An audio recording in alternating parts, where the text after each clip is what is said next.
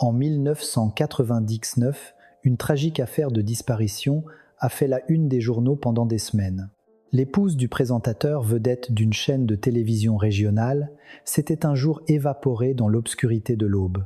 À une époque où les caméras de surveillance de rue étaient encore rares, l'enquête a rapidement piétiné avant de s'arrêter complètement. Devant les caméras, le mari a pleuré son épouse, la cherchant désespérément, et la France entière a partagé sa douleur. 8 ans plus tard, en 2007, le mari de la victime a participé en personne à une émission consacrée aux affaires non élucidées, touchant une nouvelle fois le cœur des téléspectateurs. Mais la vérité a cette manie de surgir au moment où l'on s'y attend le moins. Pendant une pause, alors que les lumières du plateau s'étaient éteintes, un micro-cravate malencontreusement resté allumé a transmis sa voix glaciale et authentique jusqu'à la régie de la chaîne.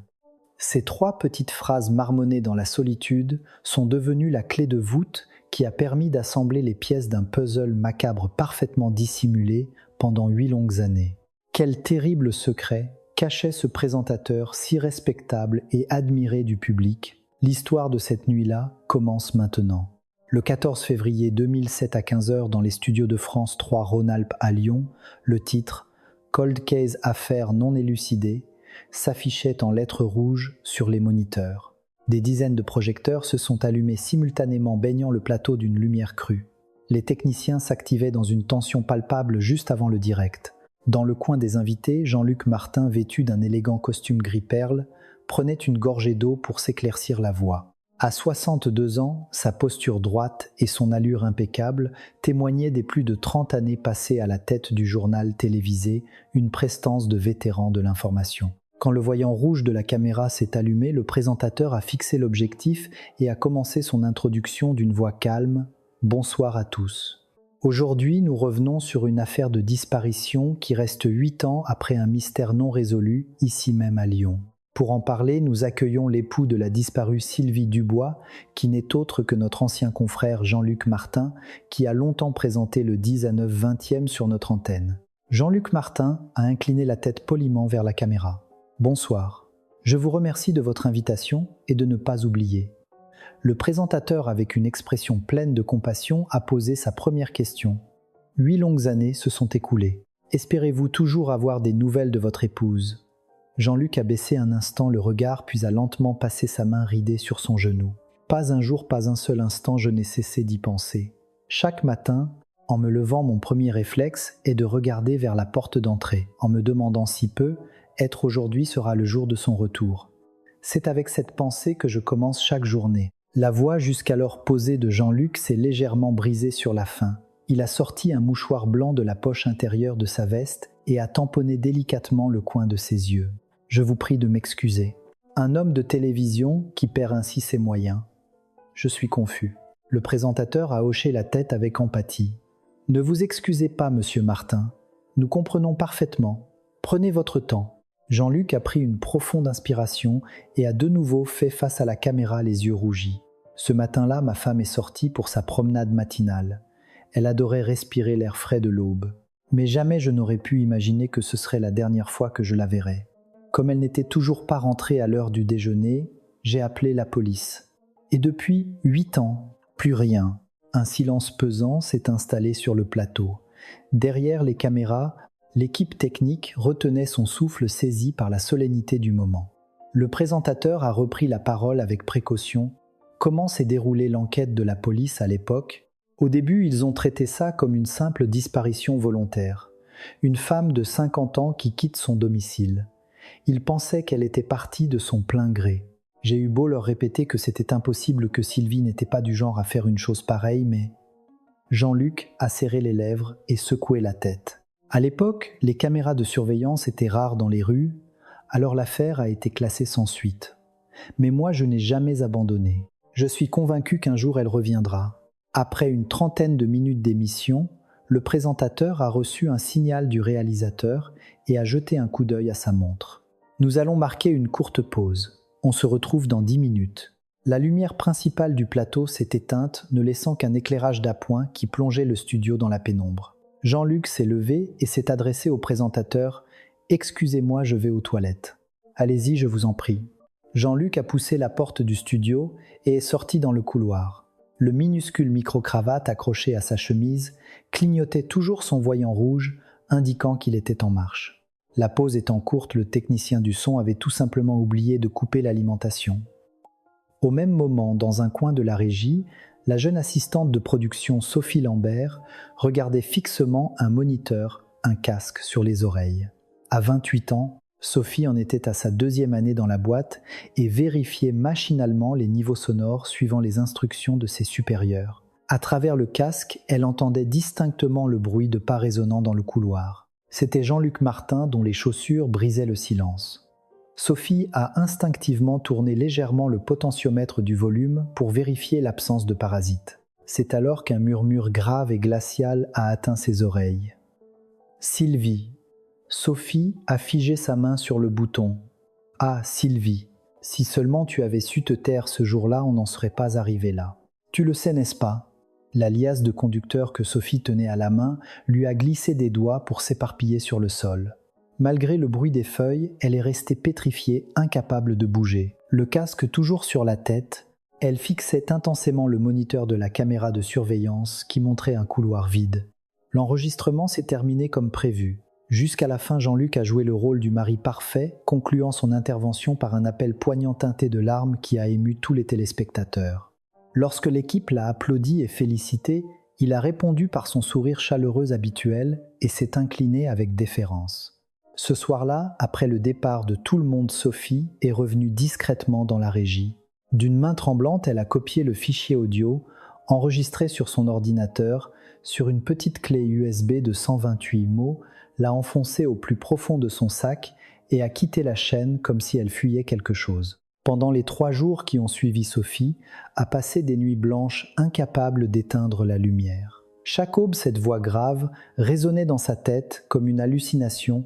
« Si seulement tu avais su te taire, on n'en serait pas arrivé là. » Dans la nuit du 17 février, Sophie déterminée s'est connectée au site de la police nationale. Sur le portail de signalement anonyme, ses doigts tremblants ont tapé un court message concernant l'affaire de la disparition de Sylvie Dubois il y a 8 ans à Lyon. J'ai en ma possession un fichier audio qui nécessite une vérification impérative.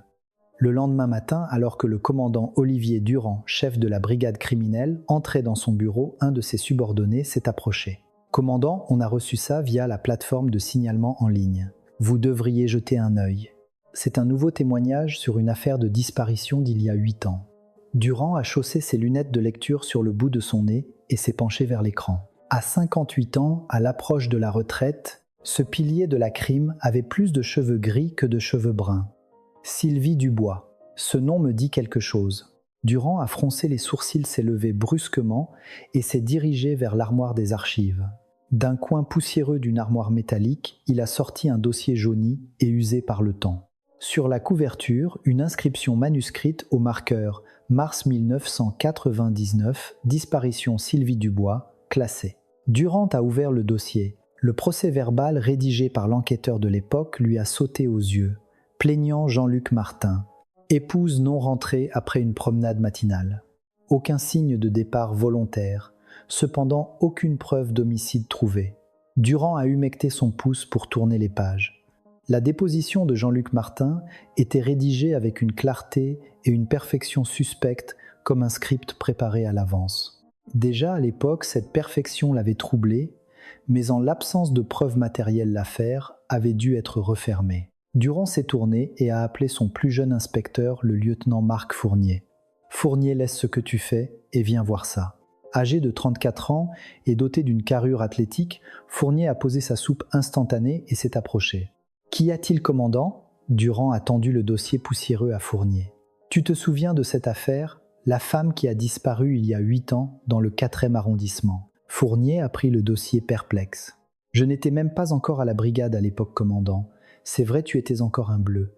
Pour moi, cette affaire est restée comme une arête en travers de la gorge. Un truc qui ne passe pas. » Durand a allumé les haut-parleurs de son ordinateur et a lancé le fichier audio envoyé par l'informatrice. À travers les grésillements, la voix de Jean-Luc Martin s'est élevée. « Sylvie, si seulement tu avais su te taire, on n'en serait pas arrivé là. Tu le sais, n'est-ce pas ?» Les yeux de Fournier se sont écarquillés. Mais c'est Jean-Luc Martin, le présentateur. Exact. Le mari de la disparue. Durand a cliqué pour rejouer le même passage. « 2 fois, 3 fois, la voix sinistre a empli le bureau. Si seulement tu avais su te taire. Qu'est-ce que ça peut bien vouloir dire à ton avis ? Fournier, le visage grave, s'est frotté le menton. Pour un monologue de deuil, la nuance est très étrange. On dirait plutôt une menace ou un reproche. Durand a tapoté la table du bout des doigts et a hoché la tête. C'est exactement ce que j'entends aussi, et ça sent mauvais. Les 2 hommes sont restés tard au bureau cette nuit-là, analysant le fichier audio seconde par seconde. La respiration, l'intonation et le poids menaçant contenus dans les mots, on n'en serait pas arrivé là. Le lendemain matin, Durand, les yeux rougis par la fatigue, a commencé à rédiger une demande officielle. En en-tête, il a écrit en gras « Demande de réouverture de l'enquête sur la disparition de Sylvie Dubois, mars 1999 ». Et dans la section des premières personnes à interroger, il a soigneusement retranscrit le nom d'une voisine mentionnée dans le dossier d'il y a 8 ans. 12 mars 1999, 4h10 du matin. Dans les rues sombres d'un quartier résidentiel de l'arrondissement de la Croix-Rousse à Lyon, une porte d'entrée a grincé en s'ouvrant. Sylvie Dubois, alors âgée de 54 ans, est sortie en expirant une buée blanche. Elle a bien resserré les lacets de ses baskets blanches, a remonté le col de sa doudoune grise et s'est engagée dans la ruelle. À une époque où même les caméras de surveillance étaient rares, le vague témoignage d'un livreur de lait qui faisait sa tournée matinale fut la dernière trace que Sylvie laissa au monde. Selon les archives de l'enquête, son mari, Jean-Luc Martin, avait déclaré qu'il dormait profondément dans leur chambre au premier étage et n'avait rien entendu. Il ne se serait réveillé qu'après 8h du matin, constatant l'absence de sa femme. 30 minutes plus tard, d'une voix paniquée, il signalait sa disparition à la police. Le 20 février 2007, dans l'après-midi, le commandant Durand et le lieutenant Fournier sont arrivés dans une ruelle bordée de vieilles maisons du quartier de la Croix-Rousse. Ils se sont arrêtés devant le portail de la maison de Madame Hélène Bernard, qui 8 ans plus tôt n'était qu'un nom dans un rapport de voisinage. Durand s'est raclé la gorge et a appuyé sur la sonnette. « Police nationale, bonjour ». Un instant plus tard, le portail métallique s'est ouvert en grinçant, révélant une femme âgée aux cheveux blancs, le regard méfiant. C'est pourquoi Durand a sorti sa carte de police de sa poche et l'a présentée à hauteur des yeux de la vieille dame. « Commandant Durand de la brigade criminelle de Lyon. Vous êtes bien Madame Hélène Bernard ?» Madame Bernard a alterné son regard entre la carte et le visage de Durand avant d'hocher lentement la tête. « C'est moi. Mais que me veut la police ? Nous venons au sujet de la disparition de votre ancienne voisine, Madame Sylvie Dubois, il y a 8 ans. Pourrions-nous entrer pour vous poser quelques questions ?» Au nom de Sylvie Dubois, le front de Madame Bernard s'est plissé et son visage s'est durci. Après un moment d'hésitation, elle a ouvert grand le portail et a fait entrer les 2 policiers. Assis sur un vieux canapé en cuir dans le salon, Durand a sorti un carnet et un stylo. « Madame, je sais que cela remonte à 8 ans et que vos souvenirs sont être flous, mais vous rappelez-vous de quelque chose d'inhabituel cette nuit-là ?» Madame Bernard a frotté nerveusement ses genoux de ses mains, ridée plongée dans ses pensées. Après un long silence, elle a semblé se décider et a parlé à voix basse. « En fait, il y a quelque chose que je n'ai pas dit aux policiers à l'époque. » Durand et Fournier se sont penchés en avant, simultanément tendant l'oreille. « De quoi s'agit-il, madame ? » Il devait être environ 4h du matin. Je m'étais réveillé pour aller aux toilettes et j'ai entendu un bruit étrange venant de chez les voisins. « Quel genre de bruit ? » Madame Bernard a fermé le poing et a frappé la table basse. Boum, exactement ce bruit, comme si quelque chose de très lourd était tombé par terre. Ça a fait un grand boum qui a résonné. Fournier notait frénétiquement dans son carnet. « Êtes-vous certaine que ce bruit venait de la maison de Monsieur Martin ? » « Absolument certaine. Le mur de ma chambre est mitoyen avec leur salon, alors j'entends tous les bruits un peu forts. » Durand a rapidement passé en revue mentalement le contenu du dossier initial. Mais ce témoignage crucial n'y figurait nulle part. « Madame, pourquoi ne pas avoir mentionné une information aussi importante à l'époque ?» Madame Bernard a poussé un long soupir, l'air exaspéré. « Mais je l'ai dit, le jeune policier qui est venu ne m'a même pas écouté. Il a juste dit... Ils ont dû se disputer et jeter un objet, rien de grave, et il a balayé ça d'un revers de main. Alors je n'ai plus rien dit. » La main de Durand s'est figée en l'air. La négligence d'un collègue 8 ans plus tôt avait fait perdre un temps précieux à l'enquête.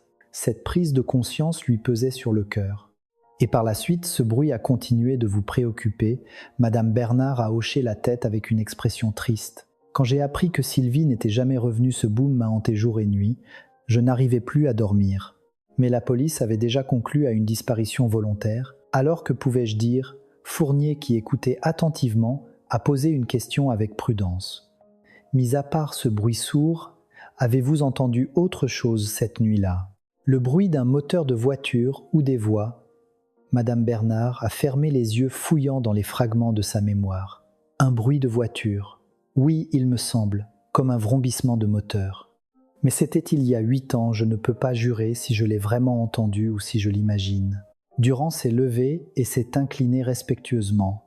Madame, votre aide nous a été très précieuse aujourd'hui. Si quoi que ce soit d'autre vous revenait en mémoire, n'hésitez pas à nous appeler de jour comme de nuit. Madame Bernard, s'appuyant sur sa canne, a raccompagné les 2 policiers jusqu'à la porte. J'espère que cette fois la lumière sera faite sur cette histoire. Cette pauvre Sylvie, une femme si gentille, c'est terrible. Alors que les 2 policiers sortaient dans la ruelle Fournier, a dit d'un ton grave, commandant un bruit sourd à 4 heures du matin. Ça sent très mauvais cette affaire. Durand a sorti un paquet de cigarettes et en a porté une à ses lèvres. Si seulement ce témoignage avait été pris au sérieux il y a 8 ans, les choses auraient été bien différentes. Sa voix s'est éteinte tandis qu'il expirait une longue bouffée de fumée, le visage amer. Plus tard, dans l'après-midi, les 2 enquêteurs ont rendu visite à Madame Isabelle Lefebvre, une amie de longue date de Sylvie Dubois. À 64 ans, elle était la confidente la plus proche de Sylvie au club des aînés du quartier. Devant des tasses de thé fumantes, Durand a demandé « Est-ce que Madame Dubois vous a dit quelque chose de particulier peu de temps avant sa disparition ?» Madame Lefebvre a tripoté sa tasse, cherchant dans ses souvenirs. « Particulier. Eh bien, 1 mois avant de disparaître, Sylvie soupirait à fendre l'âme. Pour quelle raison? Elle disait que son mari était devenu étrange ces derniers temps. Elle n'est pas entrée dans les détails, mais son visage était sombre comme la nuit. Fournier, incapable de contenir sa curiosité, est intervenu. « Étrange, qu'est-ce que cela pouvait bien vouloir dire selon vous ?» Madame Lefebvre a secoué la tête. Elle a juste dit qu'il avait changé, qu'il n'était plus le même homme. Sylvie n'était pas du genre à se plaindre de son mari, alors si elle en parlait, c'est que quelque chose de grave se passait. Durand a tourné une page de son carnet et est allé droit au but. Juste avant sa disparition, a-t-elle eu un comportement ou des propos inhabituels? Le regard d'Isabelle Lefebvre s'est perdu un instant dans le vide, puis elle a frappé son genou. Ah, si c'était 1 semaine avant à peu près. On buvait un café au club et Sylvie m'a dit comme ça sans crier gare. Qu'est-ce qu'elle vous a dit? Je vais enfin vivre ma propre vie. J'ai pris une très grande décision. Avec son flair d'enquêteur, Fournier s'est penché en avant. Une grande décision voulait-elle parler de divorce? Madame Lefebvre a fait une moue dubitative. Elle n'a pas été plus précise. Sur le moment, j'ai pensé qu'elle allait s'inscrire à un cours d'aérobic ou quelque chose comme ça, ou peut-être se lancer dans un nouveau passe-temps. Mais avec le recul, la voix d'Isabelle Lefebvre s'est fait un murmure. J'ai le sentiment que cette grande décision était quelque chose qui pouvait lui coûter la vie, et ça me glace le sang. Après avoir quitté la maison de Madame Lefebvre-Fournier, en s'installant au volant, a dit « Commandant, il faut qu'on enquête plus à fond sur Jean-Luc Martin. Cette histoire de grande décision n'est pas anodine. » Durand a baissé la vitre du passager et a hoché la tête. « Oui, contacte la chaîne de télévision, on va éplucher les circonstances de son départ à la retraite. » Fournier a immédiatement contacté le service des ressources humaines de France 3 Rhône-Alpes pour obtenir le dossier de Jean-Luc Martin. Il a appris que Martin avait pris une retraite anticipée fin 1998 et qu'il avait ensuite montré des signes de dépression sévère coupant les ponts avec ses anciens collègues. Alors que le soleil se couchait, Durand, de retour au bureau, a retrouvé les relevés téléphoniques de Jean-Luc Martin dans le dossier d'il y a 8 ans. L'enquêteur de l'époque avait griffonné une note au stylo « Appels entre époux, RAS ». Le doigt rugueux de Durand s'est arrêté net sur une ligne parmi les colonnes de chiffres. Disparition veille au soir 23h47. Durée 7 minutes et 22 secondes. Qu'est-ce que c'est que ça? Fournier, qui s'approchait avec sa soupe, a jeté un œil par-dessus l'épaule de Durand. Un couple qui vit sous le même toit s'appelle pendant plus de 7 minutes. À presque minuit, Durand a hoché la tête, le regard perçant. Jean-Luc Martin a déclaré qu'il ne s'entendait plus et faisait chambre à part lui au premier aile au rez-de-chaussée. N'empêche, s'appeler pendant 7 minutes dans la même maison, c'est bizarre, non? Durand s'est adossé à son fauteuil, le regard fixé au plafond. Ce que le livreur de lait a vu, cette silhouette. Et si après cet appel, elle avait été attirée dehors par quelqu'un ou quelque chose, Fournier a posé sa soupe et a ouvert son carnet. Quelle est la prochaine étape? On convoque Jean-Luc Martin. Durand a refermé le dossier d'un geste sec. Non, pas encore. On va d'abord voir la famille de Sylvie. C'est là qu'on trouvera être les secrets de ce couple. Le 25 février 2007, l'atmosphère au bureau de la brigade criminelle était lourde. Durand et Fournier avaient étalé les archives de l'enquête sur la table et examinaient les relevés bancaires de Sylvie Dubois au peigne fin. Fournier a surligné une ligne sur un relevé et a levé la tête. « Commandant, regardez ça. 2 jours exactement avant sa disparition, un retrait de 50 000 €. Durand a remonté ses lunettes sur son nez et s'est penché sur le document. 50 000 € versés à qui ? Pierre Leclerc, le neveu de Madame Dubois. Durand s'est calé dans son fauteuil en se frottant le menton. 50 000 € pour des gens modestes, c'est le prix d'un petit appartement. Fournier a rapidement tapé sur son clavier pour vérifier la situation financière de Pierre Leclerc. Il a ouvert un petit bistrot en 1998, a fait faillite en moins d'1 an avec la crise économique. Depuis dettes de cartes de crédit, prêts auprès d'organismes de crédit, il est complètement surendetté.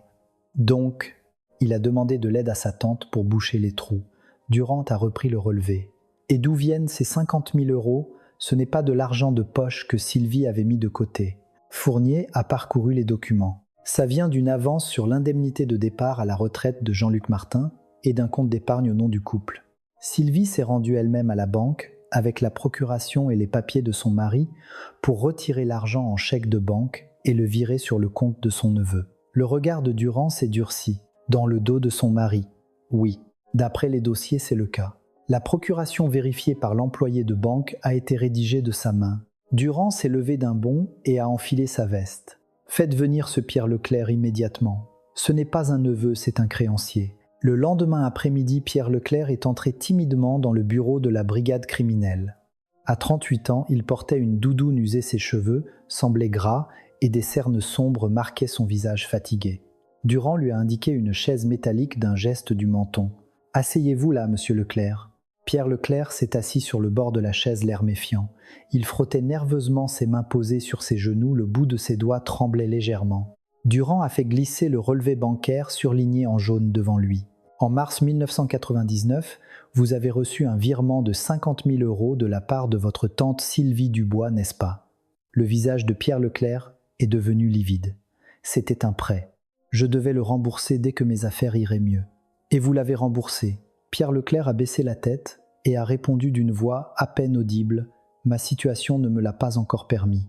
Durand a rapproché sa chaise de celle de Pierre, les bras croisés. Monsieur Leclerc, vous avez reçu cette grosse somme d'argent juste avant la disparition de votre tante. N'y aurait-il pas un lien, l'auriez-vous menacé pour obtenir cet argent ? Pierre a sursauté et a relevé la tête brusquement. Non, c'est faux. Cet argent n'a absolument rien à voir avec la disparition de ma tante. C'est elle qui m'a donné cet argent, elle avait pitié de moi. Et comment pouvez-vous le prouver ? Avez-vous une reconnaissance de dette ? Pierre s'est mordu la lèvre jusqu'au sang. N'ayant rien à répondre, il a détourné le regard. Fournier, qui observait la scène, a ouvert le dossier d'il y a 8 ans. Monsieur Leclerc, votre alibi est également étrange. Il est confirmé que vous étiez dans un cybercafé du centre de Lyon jusqu'à 3 heures du matin, le jour de la disparition. Vous auriez passé la nuit à jouer à des jeux en réseau avec des amis ? Pierre a hoché la tête avec empressement. Oui, c'est exact, je jouais. Mes amis peuvent le confirmer. Mais entre 3 heures et 6 heures du matin, votre emploi du temps est vide. Où étiez-vous et que faisiez-vous pendant ces 3 heures ? Les doigts de Pierre se sont crispés sur son jean, ses articulations devenant blanches. J'étais chez moi. J'étais fatigué, je suis rentré pour dormir. Durand s'est penché en avant, fixant Pierre droit dans les yeux. « Monsieur Leclerc, vous nous cachez quelque chose, n'est-ce pas vos yeux ? Ils ne tiennent pas en place. » Les pupilles de Pierre se sont mises à vaciller. Il a ouvert la bouche comme pour parler, puis l'a refermée aussitôt.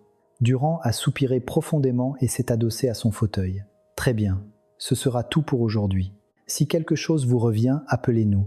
Et ne coupez pas votre téléphone portable. » Pierre s'est levé comme pour s'enfuir et a quitté le bureau d'un pas chancelant. Sa main a hésité sur la poignée de la porte, mais il est parti sans se retourner.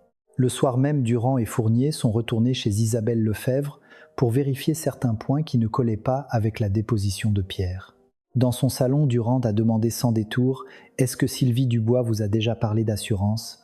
Les yeux d'Isabelle se sont écarquillés. « Oh mon Dieu, inspecteur, c'est incroyable. Comment le saviez-vous ? Donc elle vous en a parlé. » Isabelle a posé sa tasse et a baissé la voix. Oui, 1 mois avant de disparaître à peu près. Sylvie m'a dit l'air de rien qu'elle avait souscrit une assurance mais que c'était un secret absolu pour son mari. Fournier a sorti son carnet et a noté rapidement. Ne vous a-t-elle pas dit de quel type d'assurance il s'agissait ? Une assurance vie par exemple. Je ne connais pas les détails. Elle a juste dit que c'était au cas où, pour aider les enfants plus tard. Durand a hoché la tête et s'est levé. Merci. C'est un indice très important. Le lendemain matin, Fournier a effectué une recherche approfondie sur les contrats d'assurance au nom de Sylvie Dubois. En voyant les résultats sur son écran, il est resté bouche bée. Commandant, c'est énorme. Durand s'est approché avec son gobelet de café et a regardé l'écran. Une assurance vie de 50 000 € souscrite en octobre 1998. Mais le bénéficiaire, Fournier a pointé l'écran du doigt, n'est pas son mari Jean-Luc Martin, mais leurs 2 enfants, un fils et une fille. Durand s'est assis sur le coin du bureau, le visage grave. Elle a donné une grosse somme d'argent à son neveu sans en parler à son mari et elle a désigné ses enfants comme bénéficiaires de son assurance vie et non son mari. Est-ce que Jean-Luc Martin était au courant ? Durand a secoué la tête. Peut être pas, ou peut être qu'il le savait, mais qu'il pensait être le bénéficiaire. Si c'est le cas, la situation se complique. Fournier a ajusté ses lunettes. Alors, le mobile du crime se divise en 2. Soit il a perdu la tête pour les 50 000 €, soit il convoitait l'argent de l'assurance et s'est fait avoir. Durand a tapoté la table du bout des doigts. Les 2 sont plausibles. Il faut creuser les 2 pistes. Début mars, un titre a fait la une d'un quotidien régional, Police réouverture de l'enquête sur la disparition de la Lyonnaise il y a 8 ans. Le lendemain de la parution de l'article, un nouveau message anonyme a été posté sur le portail de la police nationale. Le titre était « Vérifiez à nouveau les relevés téléphoniques du mari de Sylvie Dubois cette nuit-là ». Dès que Durand a lu le message, il s'est levé d'un bond. Il s'est dirigé d'un pas décidé vers l'armoire des archives poussiéreuses et a ressorti le dossier de l'enquête. Il a étalé le document où figuraient en petits caractères les relevés téléphoniques de Sylvie. Son doigt rugueux a parcouru lentement le papier. Il manque forcément quelque chose ici, quelque chose qu'on a raté. Fournier s'est approché curieux. « Que cherchez-vous, commandant ?» Sans répondre, Durand s'est concentré sur le document, le nez presque collé à la feuille. Il a passé la nuit à comparer les données à la recherche d'une information que l'enquêteur de l'époque aurait pu juger insignifiante, omettre ou simplement survoler. À 2 heures du matin, sous la lumière blafarde du néon, ses yeux rougis se sont arrêtés sur une ligne. Une note griffonnée au crayon à côté, faux numéro présumé, sans importance. Durand a appuyé son doigt sur la ligne. Jour de la disparition 3h47 du matin. Appelant Jean-Luc Martin. Durée 2 minutes et 34 secondes. Un couple vivant dans la même maison qui s'appelle pendant plus de 2 minutes juste avant 4 heures du matin. Et ils ont laissé passer ça.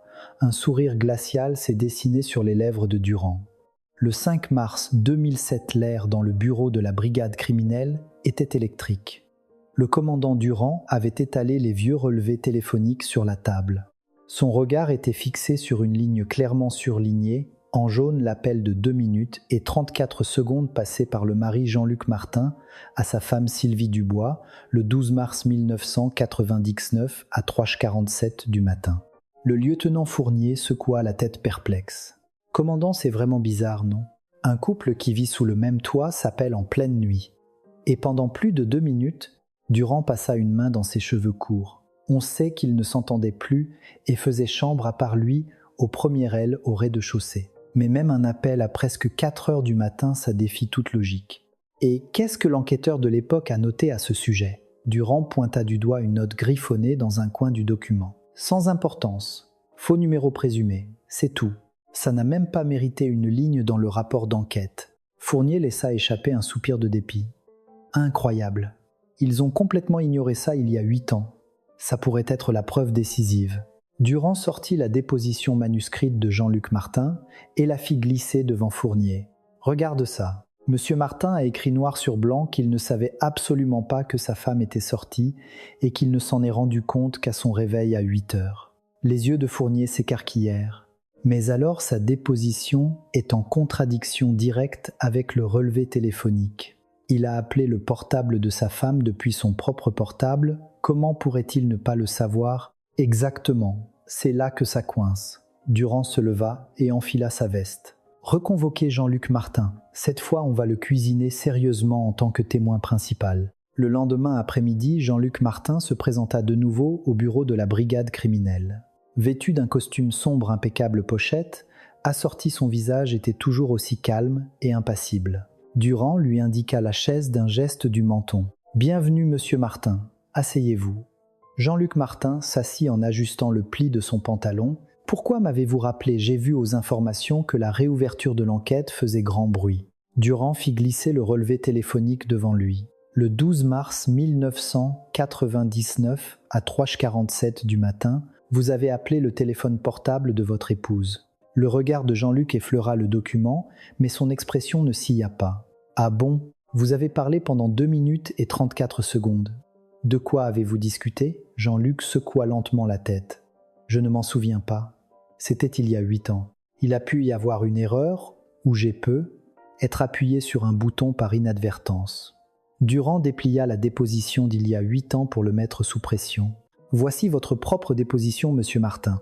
Vous y déclarez que vous ne saviez même pas que votre femme était sortie et que vous ne l'avez découvert qu'au matin. Comment pouvez-vous prétendre ne rien savoir alors que vous l'avez appelée en pleine nuit ?» Les doigts de Jean-Luc tressaillirent très légèrement sur son genou. « C'est ce dont je me souvenais à l'époque. Si j'ai passé cet appel en étant à moitié endormi, il est possible que je ne m'en souvienne pas. Et maintenant, vous vous en souvenez. » Jean-Luc se tut. Son regard passa du document sur la table aux yeux de Durand, qu'il fixa droit dans les yeux. 8 années ont passé. Il est normal que les souvenirs se mélangent et s'estompent. Je ne sais pas pour être précis. Durand s'adossa à son fauteuil, le regardant fixement. Un silence étouffant s'installa, seulement brisé par le tic-tac de l'horloge murale. Ce fut Jean-Luc qui le rompit le premier. « Avez-vous d'autres questions? J'ai un rendez-vous avec d'anciens collègues de la chaîne. Ce sera tout pour aujourd'hui. Si la mémoire vous revient, appelez-nous. » Jean-Luc se leva, s'inclina poliment et se dirigea vers la porte. Juste avant qu'il ne sorte, Durand lança dans son dos d'un ton faussement détaché « Monsieur Martin, si la mémoire vous revient, il faut absolument nous appeler, même pour le plus petit détail. » Sans se retourner, Jean-Luc répondit froidement « Entendu ». Dès que la porte se referma, Fournier laissa échapper un sifflement. « Commandant, cet homme est un roc. Il ment comme il respire sans sourciller. Une personne normale ne pourrait jamais garder un tel sang-froid. » Durand porta une cigarette à ses lèvres et marmonna. Il a vécu devant une caméra pendant 30 ans. Pour lui, contrôler ses expressions est un instinct et jouer la comédie est une seconde nature. Tard ce soir-là, la porte du bureau s'ouvrit doucement. C'était Pierre Leclerc, le visage défait, une casquette enfoncée sur la tête. « Inspecteur, il faut que je vous parle. » Surpris, Durand l'invita à s'asseoir. « Entrez, monsieur Leclerc. Asseyez-vous. » Pierre s'effondra sur la chaise, fixant la table, les mains jointes. Après une longue hésitation, il parla, les lèvres sèches. « Il y a quelque chose que j'ai caché de toutes mes forces pendant 8 ans. » Durand et Fournier arrêtèrent ce qu'ils faisaient et tournèrent leur attention vers lui. « La nuit de la disparition de ma tante, j'ai reçu un appel d'elle. » Fournier saisit son stylo pressé. « À quelle heure environ? Essayez de vous souvenir précisément. » Vers 4h15 du matin, la sonnerie de mon portable m'a réveillé, j'en suis certain. Le front de Durand se plissa. « Que vous a-t-elle dit ?» La voix de Pierre se mit à trembler. Sa voix tremblait énormément. Elle a dit « Pierre, j'ai tellement peur. » « Ton oncle, je vais juste lui parler et je reviens. » C'est tout ce qu'elle a dit. « Ton oncle me fait peur. » Qu'est-ce que cela voulait dire exactement? À ce moment-là, j'étais à moitié endormi, je n'ai pas compris. Mais je n'avais jamais entendu ma tante avec une voix aussi terrifiée. On aurait dit que quelque chose de terrible allait se produire. Pierre se prit la tête entre les mains tremblantes.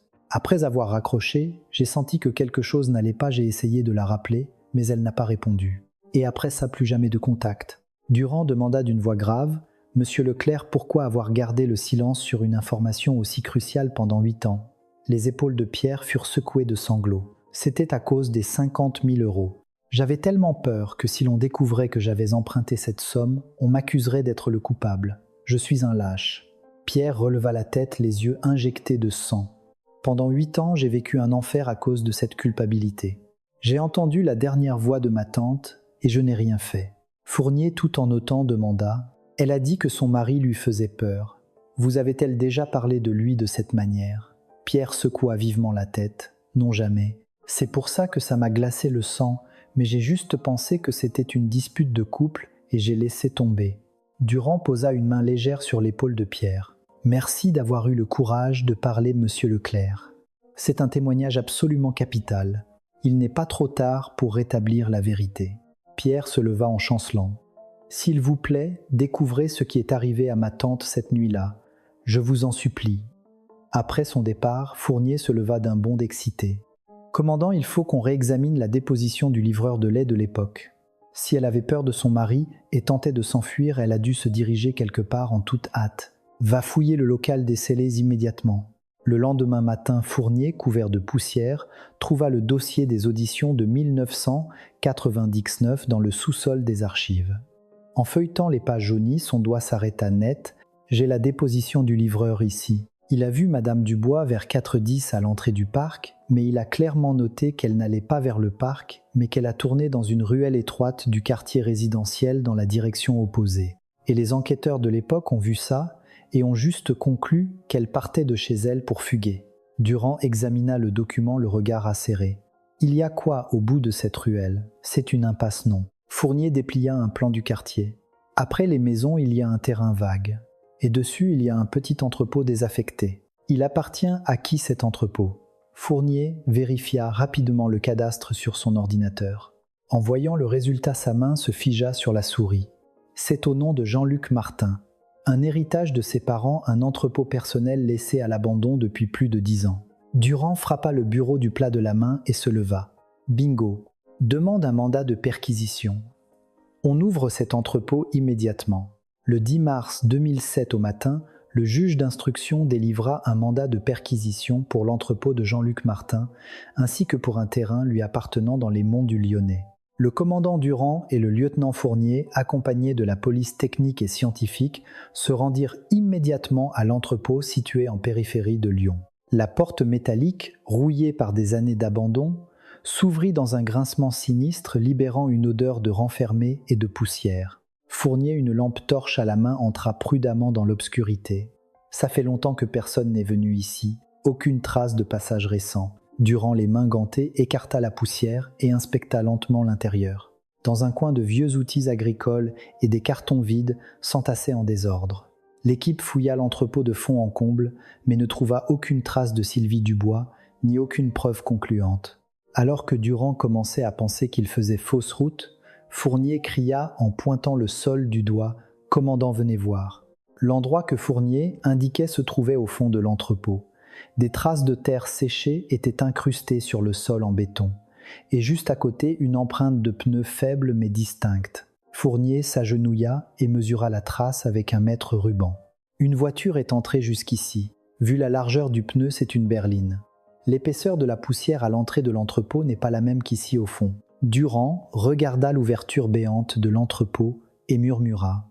Il l'a chargé dans une voiture ici pour l'emmener quelque part, un endroit à l'abri des regards.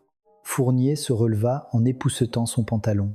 L'autre propriété au nom de Jean-Luc Martin est un verger dans les monts du Lyonnais, n'est-ce pas? C'est là, dessus qu'il faut concentrer nos efforts. Le terrain est trop grand. Le fouiller à l'œil nu serait impossible. Retournons au bureau et demandons l'appui de l'IRCGN avec un radar à pénétration de sol. Tard cet après-midi-là, de retour à la brigade, le fils aîné de Jean-Luc, Thomas Martin, fit irruption dans le bureau, le visage rouge de colère. Âgé de 36 ans, il portait un costume impeccable, mais son expression était furieuse. « Sur quelle base osez-vous soupçonner mon père? C'est de la pure diffamation. » Durand l'accueillit calmement et lui indiqua une chaise. « Calmez-vous et asseyez-vous, monsieur Martin. » Thomas s'effondra sur la chaise, laissant éclater son indignation. Comment mon père pourrait-il faire du mal à ma mère? Ils ont vécu ensemble plus de 30 ans. Il l'aimait plus que tout au monde. D'un ton neutre, Durand demanda « Le matin de la disparition, votre père vous a contacté, n'est-ce pas ?» Les yeux de Thomas vacillèrent un instant. « Oui, vers 7h30. Il m'a dit que maman était sortie faire de l'exercice à l'aube et qu'elle n'était pas encore rentrée, qu'il s'inquiétait. À ce moment-là, comment était la voix de votre père ? Avez-vous remarqué quelque chose d'inhabituel ?» Thomas se tut un instant, fouillant dans sa mémoire. Il avait juste une voix inquiète, rien de différent de d'habitude. Il frappa la table de la paume de sa main frustrée. Au lieu de vous en prendre à un innocent, vous devriez enquêter sur Pierre Leclerc, celui qui a emprunté 50 000 € à ma mère. Qui sait ce qu'il a pu faire pour ne pas avoir à rembourser ?» Durand le fixa en silence. Intimidé par ce regard, la voix de Thomas se fit moins assurée. « Pendant 8 ans, mon père n'a fait qu'attendre maman jour après jour. Vous n'avez pas vu ses larmes à la télévision, comment un homme comme ça pourrait ?» La voix de Thomas se brisa trempée d'émotion. Il se prit la tête entre les mains et baissa la tête. Durand lui tendit un verre d'eau. « Notre seul but est de découvrir la vérité. Si votre père est réellement innocent, l'enquête le prouvera. » Thomas se leva en chancelant. « S'il vous plaît, menez votre enquête avec la plus grande prudence. L'honneur de mon père est en jeu. » Après son départ, Fournier dit avec amertume « Le fils croit son père sur parole. » Il faut dire qu'en apparence, c'était un père parfait. Durand alluma une cigarette. C'est normal. Pendant 8 ans, il a joué le rôle du mari éploré et fidèle. Il a trompé sa famille et il a trompé tout le monde. Ce soir-là, le téléphone de la brigade sonna bruyamment. C'était Julien Roche, un ancien collègue de Jean-Luc, aujourd'hui présentateur vedette. « Inspecteur, je vous appelle car il y a quelque chose que je sais. J'ai longtemps hésité avant de le faire. » Le lendemain, Durand rencontra Julien Roche dans un café près de la chaîne de télévision. À 58 ans, il avait une allure soignée et un air digne de confiance. Il y a 8 ans, une phrase que Jean-Luc m'a dite lors d'une soirée arrosée n'a cessé de me hanter. Que vous a-t-il dit ? Roche jeta un regard autour de lui et baissa la voix. Ma femme me rend fou. J'aimerais tellement qu'elle disparaisse tout simplement. C'est ce qu'il a dit. Le stylo de Durand s'arrêta net sur son carnet. Quand exactement a-t-il dit ça ? Ce devait être début 1999. Quelques mois après son départ, anticipé à la retraite. Roche soupira amèrement. Après son départ, l'estime de soi de Jean-Luc s'est effondrée. C'est un homme qui ne vivait que pour sa fierté. Quand le contrôle des finances est passé à sa femme, il ne l'a pas supporté. Exprimait-il souvent ce genre de ressentiment ? Oui, dès qu'il buvait un verre. Il disait que sa femme le méprisait, qu'il était devenu invisible à la maison. C'était son refrain. Durand ferma son carnet et demanda d'un ton sec « Pourquoi en parler seulement maintenant ? Pourquoi ne rien avoir dit il y a 8 ans ?» Roche baissa la tête, l'air coupable. « À l'époque, j'ai pensé que c'était juste des plaintes d'ivrogne. Jamais je n'aurais imaginé que... Mais en voyant les nouvelles, ces paroles me sont revenues en boucle et m'ont empêché de dormir. » Après le départ de Roche-Fournier, qui attendait dans la voiture, demanda « Commandant, j'aimerais qu'elle disparaisse. C'est un mobile de meurtre tout craché non. » Durand boucla sa ceinture de sécurité. « Le mobile est clair. Maintenant, il nous faut une preuve matérielle irréfutable. » Fournier commença immédiatement à retracer les faits et gestes de Jean-Luc Martin, 8 ans plus tôt, interrogeant les quincailleries du quartier de son ancien domicile. Il cherchait une trace d'achat d'outils suspects comme une pelle ou du matériel de jardinage. Mais la plupart des magasins avaient fermé ou détruit leurs vieux registres. Après une semaine de recherches infructueuses, Fournier, en dernier recours, se rendit dans une modeste maison au fond d'une impasse. C'était la demeure d'un vieil homme qui tenait autrefois une quincaillerie.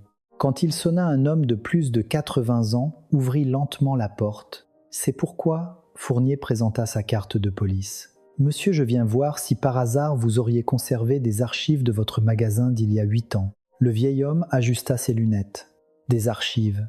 Ah, j'ai gardé les vieux registres comptables au cas où le fisc viendrait fouiner. » Les yeux de Fournier s'illuminèrent. « Pourrais-je les voir, s'il vous plaît, tout de suite ?» Le vieil homme entra dans une pièce et revint avec un carton de nouilles instantanées couvert de poussière. À l'intérieur, plusieurs registres manuscrits jaunis. D'une main tremblante, Fournier trouva le registre de mars 1999 et se mit à tourner les pages. Son doigt s'arrêta sur la page du 11 mars. Un pelle, une grande bâche en plastique, un rouleau de corde. Paiement en espèces. Fournier tendit le registre au vieil homme. « Monsieur, vous souvenez-vous de la personne qui a acheté ça ce jour-là ?» Le vieil homme plissa les yeux. C'était un inconnu. Pas quelqu'un du quartier. Un homme en costume d'âge mûr qui avait l'air très pressé. Vous vous souvenez de son visage ? Il secoua la tête. C'était il y a 8 ans. Comment voulez-vous que je me souvienne de tout ? Fournier sortit de son sac une photo de Jean-Luc Martin datant de l'époque. Serait-ce cet homme ? Le vieil homme prit la photo et la fixa longuement, la rapprochant et l'éloignant de ses yeux. On dirait bien que c'est lui. Il ressemble à ce monsieur qui présentait le journal à la télé. Fournier se leva d'un bond et s'inclina à 90 degrés. « Merci monsieur, vous nous avez énormément aidés. Je repasserai vous voir. » De retour à la brigade, Fournier, incapable de contenir son excitation, fit son rapport à Durand. Commandant, il a acheté une pelle et une grande bâche la veille de la disparition le 11 mars. C'est un crime prémédité, il n'y a plus aucun doute. Durand, le regard fixé sur une carte de la région, déclara d'un ton résolu « Il faut fouiller le verger dans les monts du Lyonnais ». C'est là que se trouve la réponse. Le 15 mars 2007, le commandant Durand retourna chez le quincaillier à la retraite. Il lui présenta à nouveau la photo d'identité de Jean-Luc Martin. « Monsieur, s'il vous plaît, regardez encore une fois attentivement. Êtes-vous sûr qu'il s'agit de cet homme ?» Le vieil homme chaussa ses lunettes et examina la photo longuement. Son index ridé se posa sur le visage de Jean-Luc Martin. « Je crois bien que c'est lui. Il avait une bonne tête à l'époque. C'est bien le monsieur qui présentait le journal à la télé, oui. Vous en êtes certain? C'est très important. » Le vieil homme hocha lentement la tête, sa voix pleine d'assurance. À l'époque, les clients en costume étaient rares. En plus, il a acheté la pelle et la bâche sans même attendre sa monnaie, il est parti en courant. Je me souviens encore de sa silhouette qui s'éloignait. Durand rangea la photo et s'inclina profondément. « Merci, monsieur, votre aide a été cruciale. » De retour au bureau, Durand appela Fournier. Le micro, le relevé téléphonique, le témoignage du neveu et maintenant le témoignage du quincaillier. Toutes les pièces du puzzle s'emboîtent. On passe en statut de suspect principal. Le visage de Fournier se durcit. On demande un mandat de dépôt tout de suite. Oui, plus aucune raison d'attendre. Le 17 mars, le juge d'instruction délivra un mandat de dépôt. Durand et Fournier, accompagnés de plusieurs officiers, se rendirent immédiatement au domicile de Jean-Luc Martin. Quand ils sonnèrent, Jean-Luc ouvrit la porte. Même chez lui, il portait une chemise impeccable. En voyant les policiers, son expression ne changea pas. Durand lui présenta le mandat. « Jean-Luc Martin, un mandat de dépôt a été émis à votre encontre pour le meurtre de votre épouse Sylvie Dubois. » Les pupilles de Jean-Luc tremblèrent un court instant comme un séisme, mais avec 30 ans de métier, il reprit immédiatement le contrôle de son visage. « C'est une terrible erreur. Je vous jure que je n'ai absolument rien fait. » Durand lui passa les menottes. « Vous expliquerez ça au commissariat. Allons-y. » Menotté, Jean-Luc monta à l'arrière de la voiture de police. Juste avant que la portière ne se ferme, il regarda longuement sa maison à travers la vitre.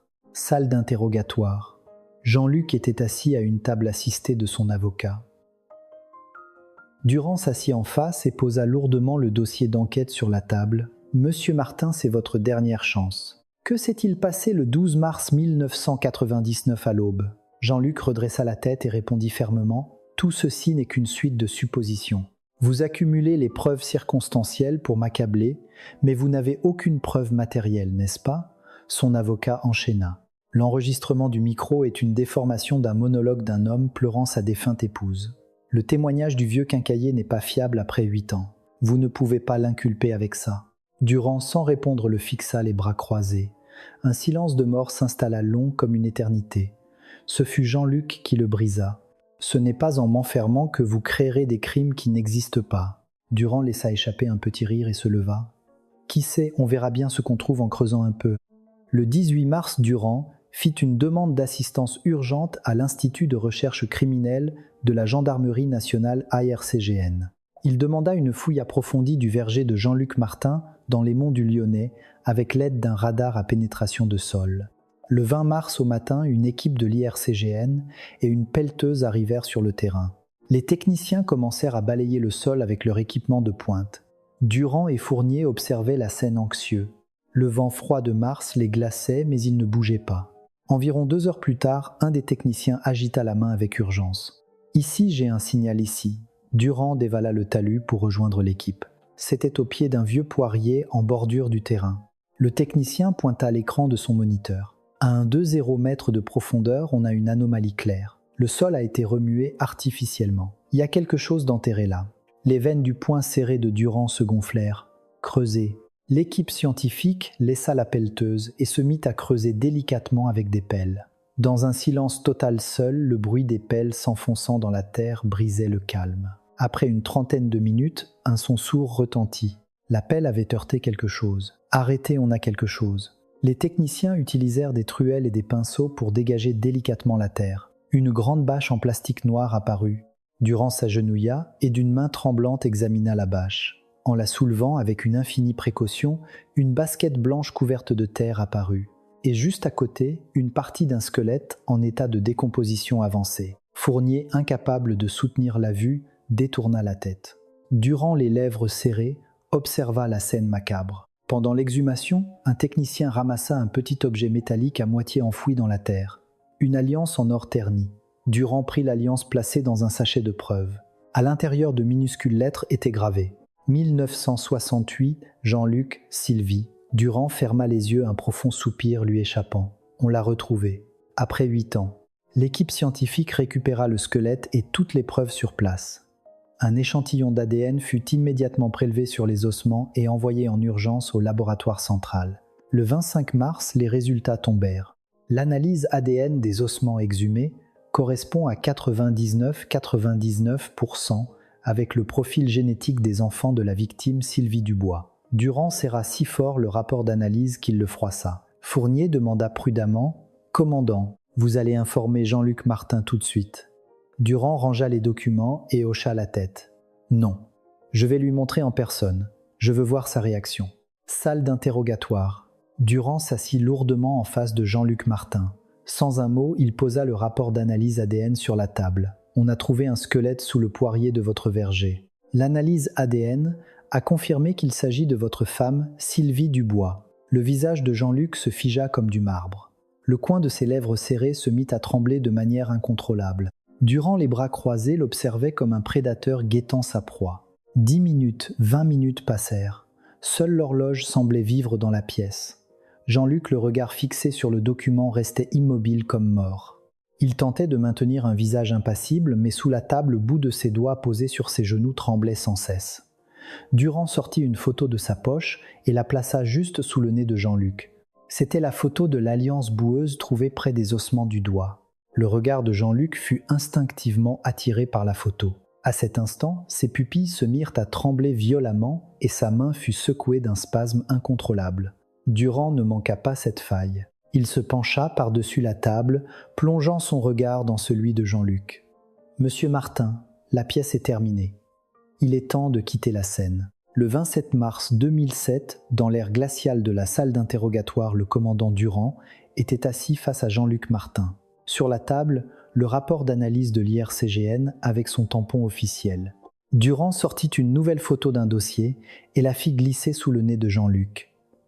La bâche qui enveloppait le corps. Nous avons comparé un échantillon avec celle que vous avez achetée à la quincaillerie le 11 mars 1999. Composition fabriquant tout correspond au mot près. C'est le résultat de l'analyse scientifique. Les doigts de Jean-Luc s'immobilisèrent sur la table. Ses lèvres serrées devinrent blanches. Durand s'adossa à son fauteuil attendant sa réaction. Un silence de mort s'installa dans la pièce. Après 1 ou 2 minutes, les épaules de Jean-Luc se mirent à trembler sous le poids d'une émotion réprimée. Il déglutit difficilement et ouvrit la bouche. « Cette nuit-là, nous nous sommes disputés. Dans un accès de colère, je l'ai poussé et c'est là que... » Le regard de Durand se fit dur comme l'acier. C'était un accident.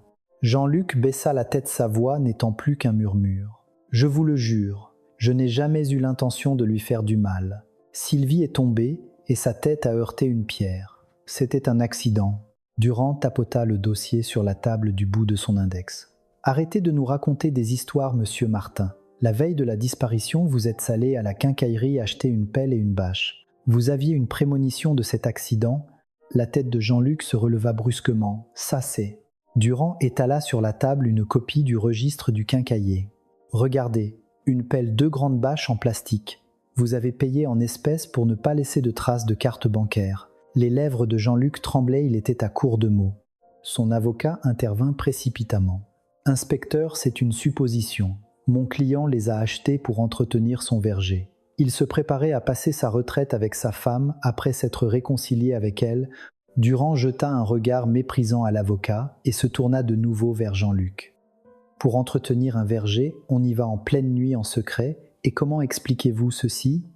Durand sortit un autre dossier de son sac et le jeta sur la table. « Lors de la perquisition de votre domicile, nous avons trouvé une vieille unité centrale d'ordinateur dans un coin de votre bureau. Vous l'aviez bien conservée. Un peu de poussière, mais les données du disque dur étaient intactes. » Le visage de Jean-Luc devint livide. « Nous l'avons confié à nos experts en cybercriminalité. Ils ont récupéré l'historique de connexion de mars 1999 du temps du Minitel et des débuts d'Internet. Et les résultats sont très clairs. Durand plaça sous les yeux de Jean-Luc une copie de l'historique de recherche avec les termes surlignés en jaune. 10 mars 1999, 2 jours avant les faits. Procédure de déclaration, de disparition délai, de présomption de décès, déclaration d'absence. En quoi cela a-t-il un rapport avec l'entretien d'un verger ?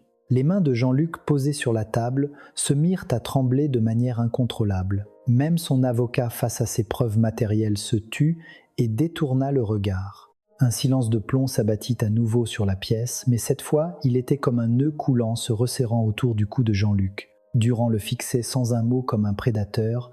Incapable de supporter la pression, Jean-Luc se prit la tête entre les mains. Ses épaules furent secouées de sanglots violents. « Je vais tout vous dire. » Durand vérifia le voyant de son enregistreur et dit calmement « Racontez-moi tout depuis le début, sans rien omettre. » Jean-Luc retira lentement ses mains de son visage, révélant des yeux injectés de sang. C'était le 10 mars 1999. J'ai découvert que Sylvie avait donné 50 000 € à son neveu. Comment l'avez-vous su ? Je suis allé à la banque faire le point sur mes comptes et j'ai vu que 50 000 € avaient été retirés par chèque de banque du compte où j'avais placé mon indemnité de retraite. Elle avait volé ma signature, pas la sienne, pour retirer cet argent. La voix de Jean-Luc tremblait de rage et de regret. C'est l'argent que j'ai gagné à la sueur de mon front pendant 30 ans comme présentateur. L'argent pour lequel j'ai pleuré des larmes de sang quand j'ai été forcé de prendre une retraite anticipée à cause de la crise. Et elle a fait ça sans même m'en dire un mot. Jean-Luc serra le poing sur la table. Vers 23h40, n'en pouvant plus, je l'ai appelée au rez-de-chaussée pour lui demander des comptes. Et vous savez ce qu'elle m'a répondu ? Pierre est un pauvre garçon qui a grandi sans parents. Son bistrot a fait faillite, il risquait de se retrouver à la rue. Durand demanda d'une voix neutre « Et qu'avez-vous fait ?» Une ombre passa dans le regard de Jean-Luc. Cette nuit-là, je n'ai pas dormi. J'ai réfléchi. Depuis ma retraite, je n'avais plus ma place dans cette maison. Dès qu'elle a eu le contrôle de l'argent, elle m'a traité comme un fantôme. Manger, acheter une paire de chaussettes, tout dépendait de son bon vouloir. Jean-Luc frappa la table de rage. Pendant 30 ans, j'ai été le chef de famille. C'est avec mon argent qu'elle a vécu, et dès que j'ai pris ma retraite, elle m'a traité comme un fardeau. Durand, sans se laisser émouvoir, alla droit au but. C'est donc là que vous avez planifié cette tragédie. Jean-Luc hocha la tête résigné. J'ai allumé l'ordinateur et j'ai cherché sur les services en ligne comment déclarer une disparition, combien de temps il fallait pour qu'une personne soit déclarée décédée. Et le lendemain, je suis allé à la quincaillerie acheter les outils. Fournier à côté notait frénétiquement. Durand reprit « Le 12 mars à l'aube. Que s'est-il passé exactement ?» Jean-Luc ferma les yeux comme pour chasser une vision douloureuse. À 3h47, j'ai appelé Sylvie sur son portable depuis le mien. Je lui ai dit de me rejoindre à l'entrepôt du quartier pour qu'on puisse parler tranquillement. Pourquoi l'entrepôt ? Parce qu'à la maison, on ne pouvait pas crier. La vieille voisine à Louis Fine, elle entend tout. Jean-Luc rouvrit lentement les yeux. Sylvie a hésité, puis elle est arrivée vers l'entrepôt bien après 4 heures. Elle portait sa doudoune et m'a demandé d'un ton agacé ce que j'avais de si important à lui dire pour la faire venir en pleine nuit. Les mains de Jean-Luc se remirent à trembler. Je l'ai forcé à monter dans la voiture et j'ai roulé directement jusqu'au verger. Et une fois sur place, Jean-Luc se mordit la lèvre jusqu'au sang. En arrivant, Sylvie a compris. L'atmosphère était étrange. Elle s'est agrippée à la portière en criant « Pourquoi on est ici ? Qu'est-ce que tu vas me faire ?» La voix de Jean-Luc n'était plus qu'un murmure. Je l'ai traîné jusqu'au pied du poirier, avec l'outil que j'avais préparé. Jean-Luc, incapable de continuer, se couvrit la bouche. Ses épaules furent secouées de spasmes, un mélange de culpabilité et de terreur. Durand attendit sans le presser. Jean-Luc reprit son souffle et continua « Je l'ai frappé à la tête. 1 fois, 2 fois. » Jean-Luc se prit à nouveau la tête entre les mains. Après ça, c'est comme si le film s'était coupé. J'ai des souvenirs fragmentés. Quand j'ai repris mes esprits, Sylvie était déjà morte et moi j'étais là avec une pelle à creuser comme un fou. Durand demanda calmement « Et comment avez-vous fait disparaître le corps ?» Jean-Luc retira ses mains de son visage, le regard vide. Je l'ai enveloppé dans la bâche que j'avais préparée et je l'ai enterré. Je suis rentré chez moi vers 7 heures, j'ai pris une douche, je me suis changé et à 7h30, j'ai appelé mon fils l'air de rien. Que lui avez-vous dit ? que sa mère était partie faire de l'exercice à l'aube et qu'elle n'était toujours pas rentrée, que j'étais inquiet. J'ai joué la comédie. Un sourire amer se dessina sur ses lèvres.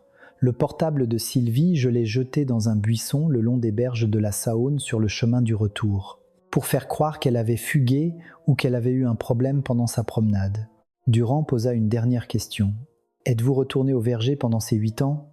Jean-Luc secoua vivement la tête. Pas une seule fois. Je ne voulais même pas le voir et j'avais peur d'éveiller les soupçons si j'y allais. Je l'ai délibérément évité. Jean-Luc leva un regard vide vers le plafond et murmura « Jamais je n'aurais imaginé que le micro de la chaîne resterait allumé pendant la pause.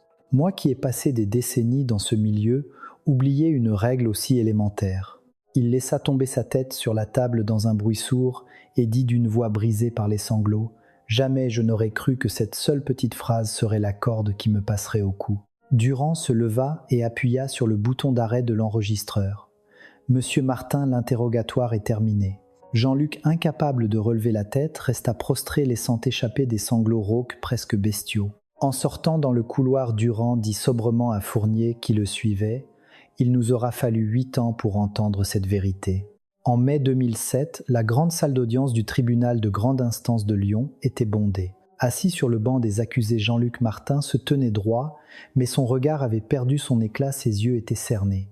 Quand le président de la cour commença à lire le verdict d'une voix solennelle, un silence glacial s'abattit sur la salle. L'accusé Jean-Luc Martin est condamné à une peine de 20 ans de réclusion criminelle. Sans aucune expression, Jean-Luc baissa lentement la tête.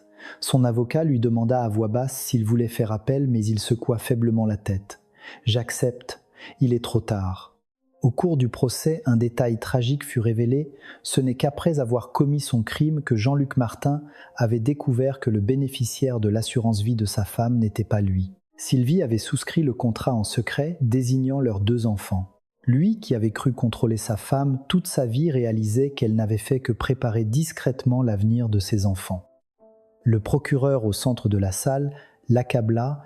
L'accusé a été poussé au crime par une colère aveugle pour 50 000 € et a même avoué avoir convoité l'argent de l'assurance, le prix de la vie de sa femme. Mais contrairement à ses attentes, il n'en était pas le bénéficiaire. Des murmures de désapprobation parcoururent l'audience. Les épaules de Jean-Luc tremblèrent légèrement comme écrasées par un poids invisible. Appelé à la barre des témoins, Pierre Leclerc s'assit. À 38 ans, il paraissait encore plus maigre qu'il y a 8 ans. « Témoin, pourquoi avez-vous gardé le silence pendant 8 longues années ?» Pierre baissa la tête honteux et répondit d'une voix tremblante « À cause des 50 000 €. J'avais tellement peur d'être accusé. J'ai été un lâche qui a gardé le silence pour sauver sa peau. » Des larmes qu'il ne pouvait plus retenir se mirent à couler. « Quand ma tante m'a appelé pour la dernière fois, elle avait peur, elle m'a appelé à l'aide. Et moi, je n'ai rien fait. » Il s'essuya brutalement les yeux sanglotants. Si j'avais couru la rejoindre cette nuit-là, ne serait-ce qu'une seule fois, elle n'aurait pas passé 8 ans dans cette terre froide. Ses épaules furent secouées de sanglots et une atmosphère pesante envahit la salle. Dans l'audience, on entendait des gens renifler et sortir leurs mouchoirs. Début juin, les restes de Sylvie Dubois furent incinérés et ses cendres déposées au cimetière de la Guillotière à Lyon. Vêtu de noir, son fils Thomas et sa fille Sophie se tenaient côte à côte pour l'accompagner dans son dernier voyage. Thomas, le regard fixé sur le portrait souriant de sa mère, se mordit la lèvre jusqu'au sang. « Maman, je suis tellement désolé d'être arrivé si tard, tellement désolé. » Sophie, à ses côtés, pleurait en lui tenant le bras. Ils restèrent longtemps devant la sépulture, incapables de partir. C'est alors qu'Isabelle Lefebvre, une gerbe de chrysanthème blanc à la main, s'approcha discrètement. À 64 ans, ses yeux étaient boursouflés par les larmes. Elle déposa les fleurs et dit d'une voix étranglée « Sylvie, pardonne-moi. Si seulement j'avais eu un peu plus de courage il y a 8 ans. » Sa voix se brisa. Je sentais bien que son mari était devenu étrange. Alors pourquoi ai-je fait comme si de rien n'était en me disant que ce n'était pas mes affaires ? Elle se couvrit le visage de son mouchoir humide, les épaules secouées de sanglots. Sur la photo, Sylvie semblait la consoler de son éternel sourire bienveillant. Thomas s'approcha et posa une main sur son épaule. « Madame Lefebvre, merci pour tout. Vous étiez la seule amie de maman. » Elle hocha la tête essuyant ses larmes avant de redescendre l'allée du cimetière. Au bureau de la brigade criminelle, le commandant Durand rédigeait le rapport de clôture de l'affaire. À 58 ans, il retira ses lunettes, se frotta les yeux fatigués. Le lieutenant Fournier lui apporta une tasse de café chaud. « Commandant, vous devriez vous reposer un peu. Comment vous sentez-vous » Durand regarda par la fenêtre et soupira lourdement. « Si seulement j'avais été un peu plus tenace il y a 8 ans, cette famille n'aurait pas été détruite à ce point. » Fournier, comprenant l'autocritique de son supérieur, resta silencieux à ses côtés. Durand ferma le dossier et murmura « L'arrogance de l'équipe d'enquête de l'époque qui a conclu à une simple disparition volontaire a plongé une famille dans l'enfer pendant 8 ans. » Il se leva et s'approcha de la fenêtre, agrippant le rebord. Quand la voisine a dit avoir entendu un grand boom, on n'aurait jamais dû balayer ça comme une simple dispute de couple. C'est une faute professionnelle impardonnable de notre part. Fournier tenta de le réconforter. Mais grâce à vous, commandant, la vérité a enfin éclaté. Durand secoua la tête avec un sourire triste. Ce sont 8 années de perdu, Fournier. Les morts ne parlent pas et le temps des vivants ne se rattrape pas. Cet automne-là, dans les studios de France 3, une nouvelle émission sur les affaires non élucidées était en cours d'enregistrement. À la place où Jean-Luc Martin s'était assis pour pleurer sa femme, un autre invité avait pris place. Dans un coin du plateau, un jeune technicien demanda à un collègue plus ancien, au fait la jeune assistante qui avait apporté l'enregistrement Sophie Lambert, qu'est-ce qu'elle devient ? Elle a démissionné pour une petite chaîne locale, quelque part en province. Elle est partie sans rien laisser derrière elle. Juste après la révélation de la vérité, Sophie avait posé sa démission et quitté discrètement la chaîne. Le jour de son départ, elle avait posé une main sur l'épaule d'un jeune collègue et lui avait dit « N'oublie jamais ça, tu dois vivre en partant du principe que le micro est toujours allumé. » En décembre 2007, une fine neige tombait sur le cimetière de Lyon, balayé par un vent glacial. Sur la tombe de Sylvie Dubois, un petit bouquet de gypsophile avait été déposé. Une petite carte y était glissée, une écriture maladroite mais sincère y était inscrite « Ma tante, je peux enfin venir vous voir dignement. Je suis tellement désolé. » C'était la lettre d'excuse de Pierre Leclerc. Le long des berges de la Saône, les gens continuaient leur promenade matinale. Sur ce même chemin que Sylvie avait emprunté pour la dernière fois 8 ans plus tôt, après avoir reçu l'appel fatal de son mari, les saisons continuaient de s'écouler apportant silencieusement la promesse d'un nouveau printemps. Merci d'avoir suivi cette histoire jusqu'au bout. Si vous pouviez laisser un commentaire pour dire que vous avez apprécié, cela m'encouragerait beaucoup. Je vous souhaite une journée remplie de lumière et de sérénité. N'oubliez pas de vous abonner et d'aimer. Merci.